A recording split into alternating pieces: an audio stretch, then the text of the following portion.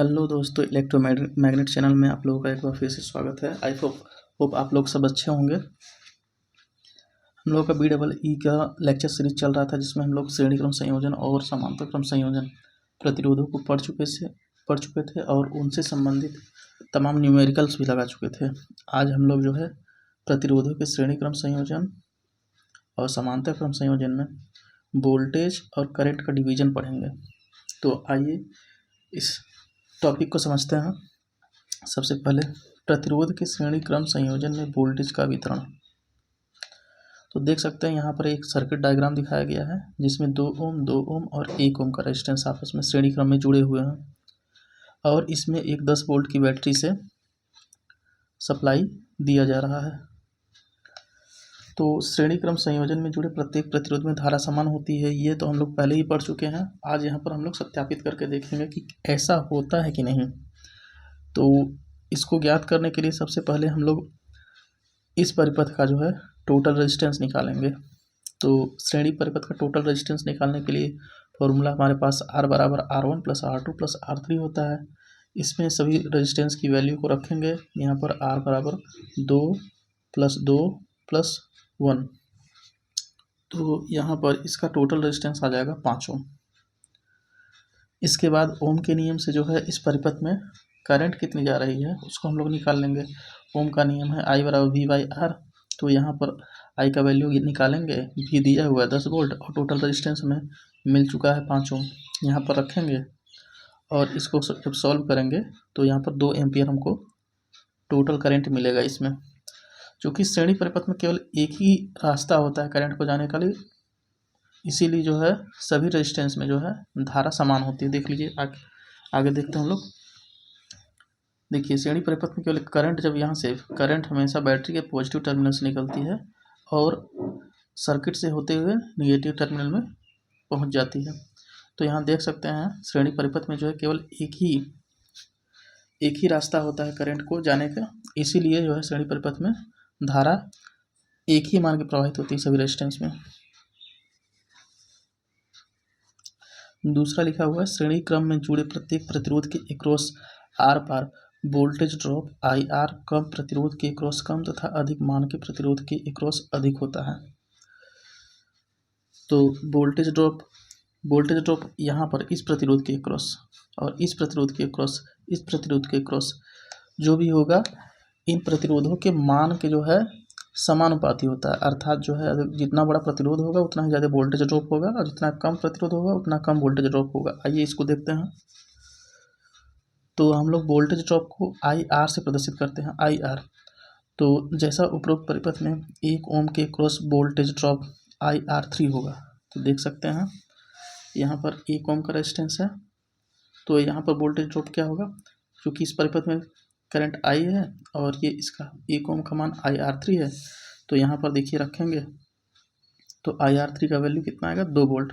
अर्थात इस 1 ओम के रेजिस्टेंस के क्रॉस वोल्टेज ड्रॉप हमें कितना मिला, 2 वोल्ट। अब इसके बाद ऐसे ही जो है 2 ओम वाले प्रतिरोध के क्रॉस हम लोग वोल्टेज ड्रॉप निकालेंगे। तो इसका मान IR2 हो जाएगा। IR2 का मान कितना है, 2 I का मान है और R2 का मान 2, तो इसका गुणा करेंगे तो 4 ओम हो जाएगा। तो यहाँ पर देख सकते हैं, चूँकि यहाँ पर IR2 ग्रेटर देन IR3 है। क्यों? क्योंकि R2 जो है R3 से बड़ा है। यहाँ देख सकते हैं R2 जो है R3 से बड़ा है। R2 का वैल्यू 2 ओम है, R3 का वैल्यू 1 ओम है। तो जो रेजिस्टेंस जितना ज़्यादा होगा उसके क्रॉस वोल्टेज ड्रॉप उतना ही अधिक होगा। ये 2-3 नियम है श्रेणी परिपथ के, इसको हमेशा ध्यान रखना होगा और ये नियम जो है हमेशा न्यूमेरिकल सॉल्व करने में हमारी मदद करेंगे। इसके बाद तीसरा नियम है, श्रेणी क्रम में जुड़े 2 समान परिमाण के प्रतिरोध के क्रॉस समान वोल्टेज ड्रॉप आता है। जैसे उपरोक्त परिपथ में देखिए, यहाँ पर तीसरे नियम में बताया गया कि श्रेणी क्रम में जुड़े हुए 2 समान प्रतिरोधों में समान वोल्टेज ड्रॉप आता है।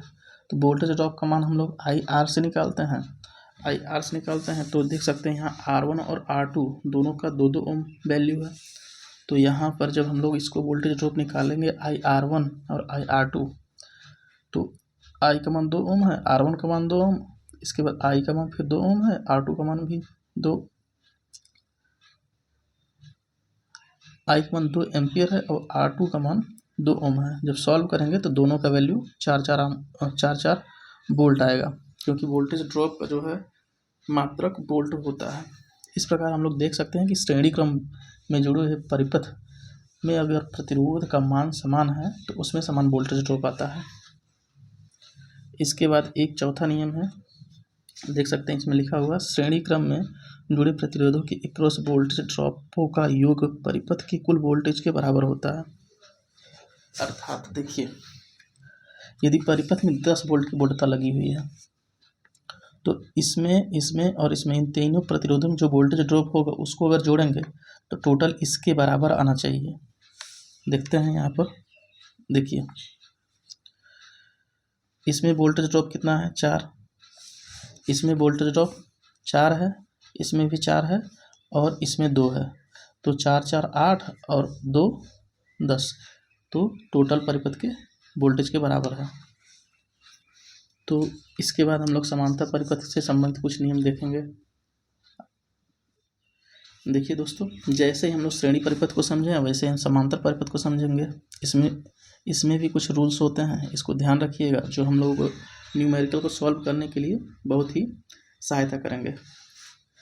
किसी परिपथ में समांतर क्रम में जुड़े प्रतिरोधों में धारा का विभाजन या वितरण, देख सकते हैं इसमें 2 स्थितियाँ होती हैं। प्रथम स्थिति, अगर प्रतिरोध इस तरीके से जुड़े हों, 3 प्रतिरोध हैं जिसमें एक 12 ओम का है, फिर दूसरा भी 12 ओम का है, तीसरा 6 ओम का है, और इसमें 12 वोल्ट की बैटरी से सप्लाई दी जा रही है।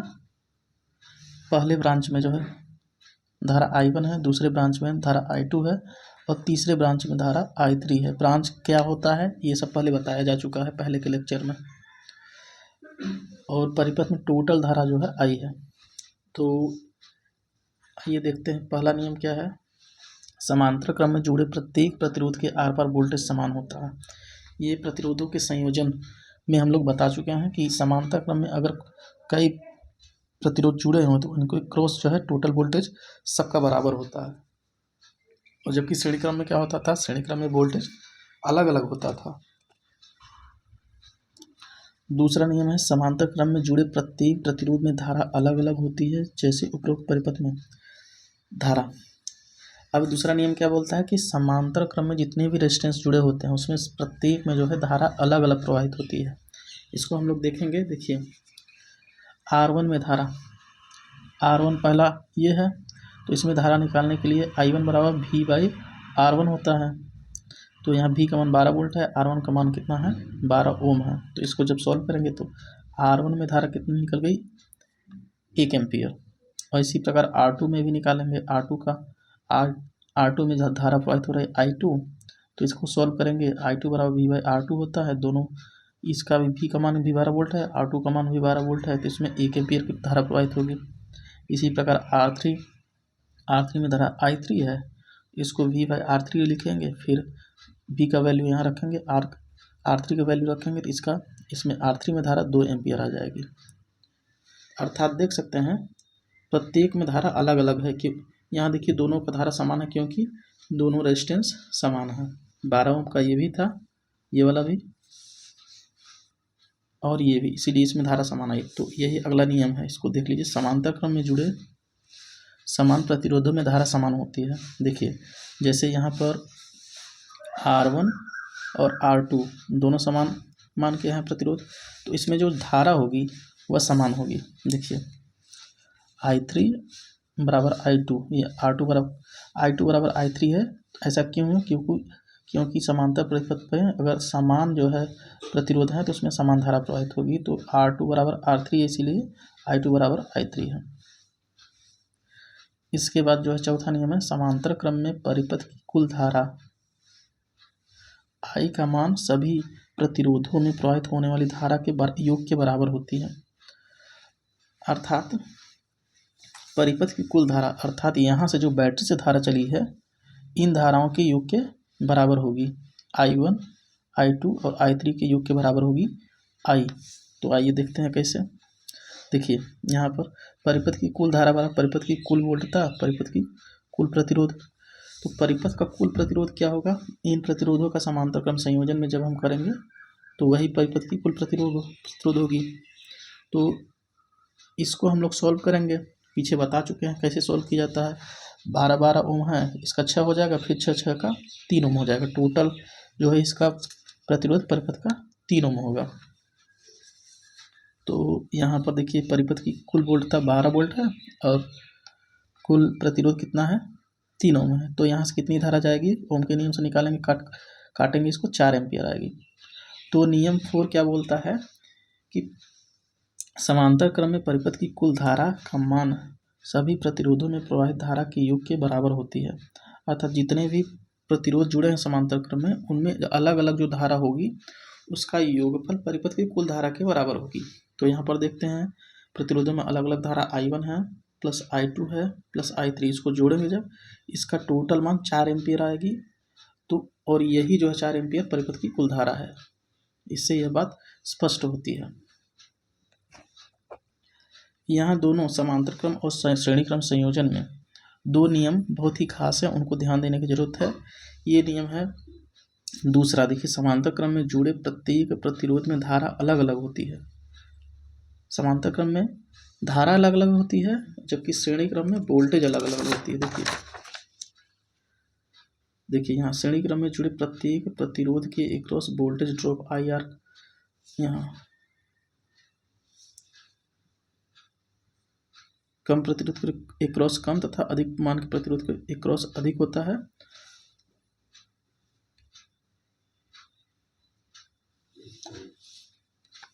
और प्रत्येक प्रतिरोध में वोल्टेज ड्रॉप अलग अलग होता है। देखिए यहाँ पर है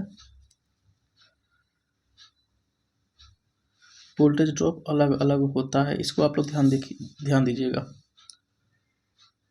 कि श्रेणी क्रम में जितने भी प्रतिरोध होते हैं उनमें वोल्टेज ड्रॉप अलग अलग होता है, धारा समान होती है। इसके बाद द्वितीय स्थिति में आते हैं, समांतर क्रम का द्वितीय स्थिति। यदि परिपथ निम्नवत हो, यदि परिपथ इस प्रकार हो, समांतर क्रम में एक श्रेणी में हो और इसके बाद 2 परिपथ, यानी ये बोल सकते हैं ये हमारी कंबाइंड वाली स्थिति है, संयुक्त स्थिति, संयुक्त क्रम संयोजन की स्थिति है। इसमें जो है परिपथ का कुल प्रतिरोध पहले निकालेंगे। तो परिपथ का कुल प्रतिरोध क्या होगा, इसका समांतर में योग प्लस इसका श्रेणी में योग, तो इसका समांतर में योग और इसका श्रेणी में योग निकालेंगे तो 4 ओम आ जाएगा। फिर परिपथ की कुल धारा क्या होगी, परिपथ की कुल वोल्टता बटा परिपथ का कुल प्रतिरोध। तो यहाँ पर 12/4, तो इसको जब सॉल्व करेंगे 3 एम्पियर। तो I का मान, यहाँ से I का मान कितना होगा, 3 एम्पियर होगा। ये बैटरी के प्लस टर्मिनल से बाहर निकलेगी और परिपथ में जाएगी। तो इसमें जो है देखिए यहाँ पर धारा के लिए केवल एक ही रास्ता है, यहाँ से जब धारा जाएगी तो यहाँ केवल एक ही रास्ता है। तो इसमें पूरा का पूरा 3 एम्पियर फ्लो करेगी करंट। लेकिन जब यहाँ से आगे बढ़ेगी तो यहाँ पर देखिए धारा के लिए 2 रास्ता मिल जा रहा है, एक इधर एक इधर। तो माना इसमें I1 धारा प्रवाहित हो रही है पहले ब्रांच में और दूसरे ब्रांच में I2। तो I1 और I2 का मान कैसे कैलकुलेट किया जाएगा, यही दूसरी स्थिति में बताया गया है। देखिए प्रतिरोध RA में धारा I1, RA में धारा I1 का मान कैसे निकालेंगे। देखिए यहाँ से जो धारा आई गई है, टोटल धारा गुणे RB करेंगे, इसके बाद बटे में RA प्लस RB, यह RA में धारा निकल जाएगी। अर्थात जब हमको RA में धारा निकालनी होगी तो यहाँ ऊपर में RB का गुणा करेंगे, और जब RB में धारा निकालनी होगी, देखिए I2 का मान, यहाँ देखिए I2 का मान जब निकालना होगा तो ऊपर में I में RA का गुणा करेंगे, इसके बाद नीचे RA प्लस RB होगा। इस प्रकार समांतर परिपथ में धारा का डिस्ट्रीब्यूशन होता है। तो जब सॉल्व करेंगे तो I1 का मान जो है, I1 का मान आएगा 1 एम्पियर और I2 का मान 2 एम्पियर आएगा। यहाँ कुछ लिखा हुआ, समांतर क्रम में यदि कई प्रतिरोध जुड़े हैं तो बड़े मान वाले प्रतिरोध में कम धारा तथा कम मान वाले प्रतिरोध में अधिक धारा प्रवाहित होती है।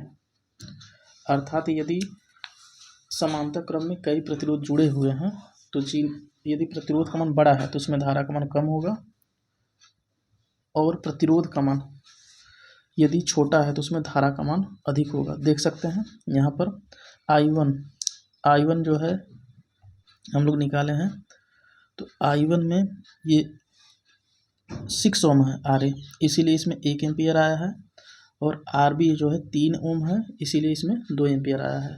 देख सकते हैं यहाँ पर 2 एम्पियर, क्योंकि RA जो है छोटा है, RA बड़ा है इसलिए इसमें कम धारा है, और RB छोटा है इसलिए इसमें ज़्यादा धारा है। तो समांतर क्रम में यदि दो प्रतिरोध जुड़े हैं, दोनों का प्रतिरोध अलग अलग है, तो छोटे वाले में ज़्यादा धारा होगी और बड़े वाले में कम धारा होगी।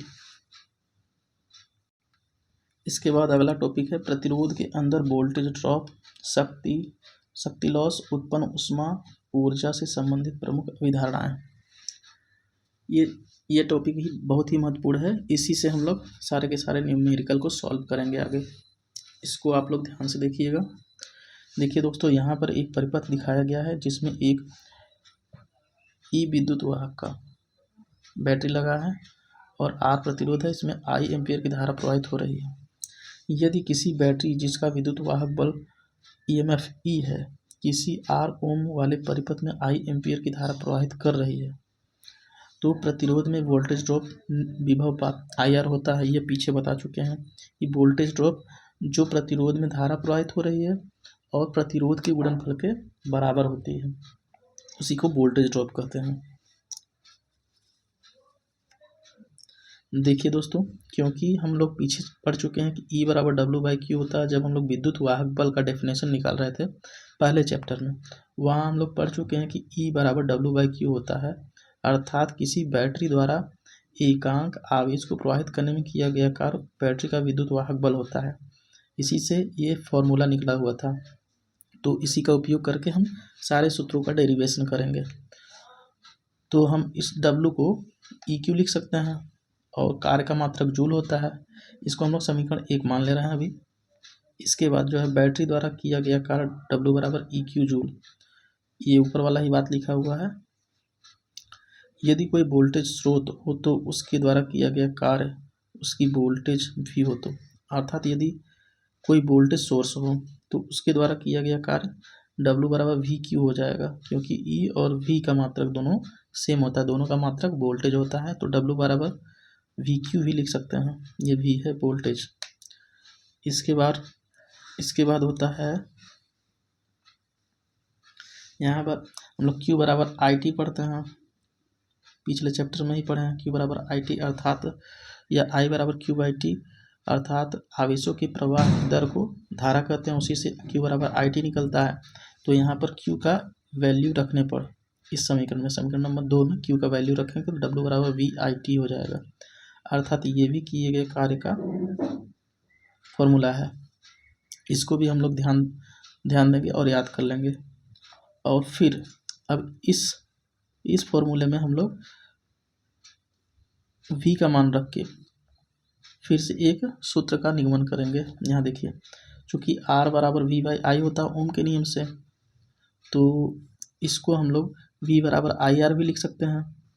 तो यहाँ पर फिर V का मान रखते हैं, यहाँ V का मान ये निकला, इसको उठा के इस समीकरण में रखेंगे। तो यहाँ देखिए W बराबर IR हो जाएगा V की जगह पर, और IT बचेगा।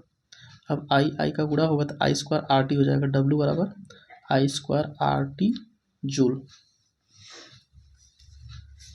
इसके बाद और भी फॉर्मूले हैं, कैसे फॉर्मूले आए हैं वही इसमें बताया गया है।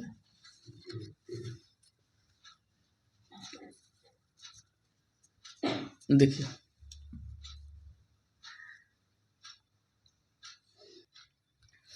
क्योंकि R बराबर V/I होता है, यह ओम का नियम हम लोग पढ़ चुके हैं, तो I बराबर V/R भी लिख सकते हैं, को W बराबर I² RT जो पीछे फॉर्मूला निकले वही है, में I का मान रखने पर ये I का वैल्यू निकला, I बराबर V/R।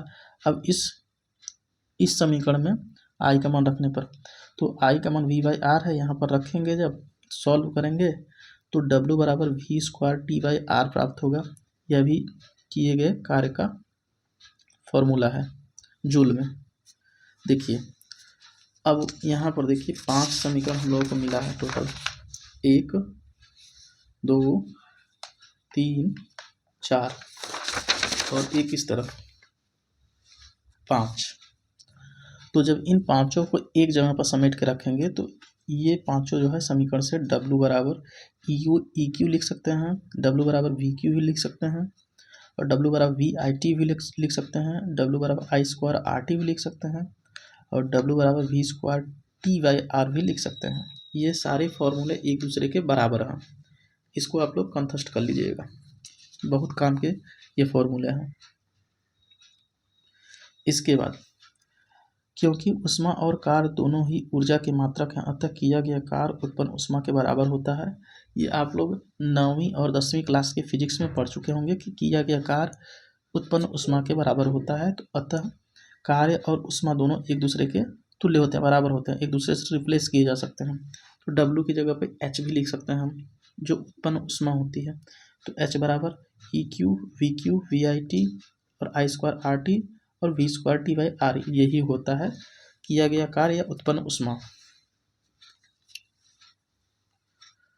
देखिए चूंकि ऊष्मा का मात्रक एक जूल भी होता है, एक कैलोरी भी होता है, तो हम लोग जूल तो देख लिए यहाँ पर, ये सब जूल में रहेगा, जूल जूल। कार्य का भी मात्रक जूल होता है, दोनों ही ऊष्मा और कार्य दोनों ही ऊर्जा है। तो देखिए उत्पन्न ऊष्मा जूल से कैलोरी में ज्ञात करना।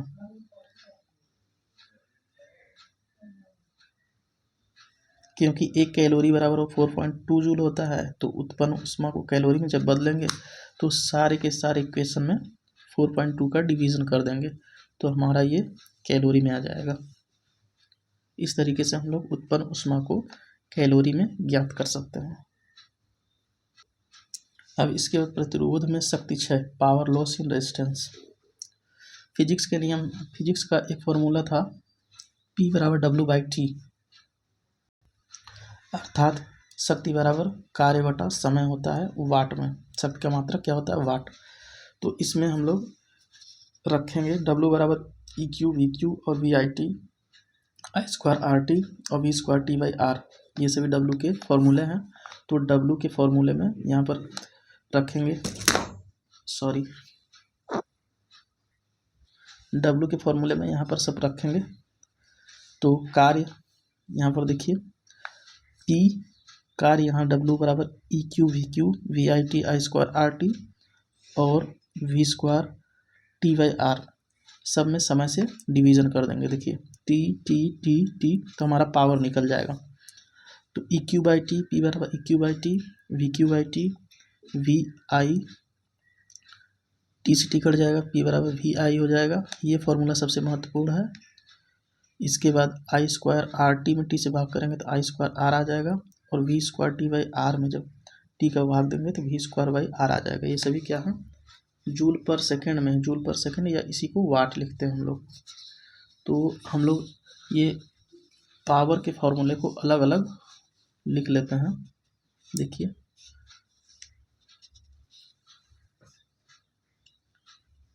पहला फॉर्मूला हो जाएगा P बराबर ई क्यू बाई टी, एक फॉर्मूला हो गया, और P बराबर वी क्यू बाई टी, ये दूसरा फॉर्मूला हो गया, और P बराबर वी आई, ये तीसरा फॉर्मूला हो गया। ये सबसे महत्वपूर्ण फॉर्मूला है, इसको याद रखिएगा, सबसे महत्वपूर्ण इम्पोर्टेंट में रखिएगा इसको। इसके बाद P बराबर होता है आई स्क्वायर आर, ये भी इम्पोर्टेंट फॉर्मूला है। इसके बाद है P बराबर वी स्क्वायर बाई आर, ये सभी के सभी का जो है किस में है? आपकी वाट में है, वाट या जूल प्रति सेकंड में।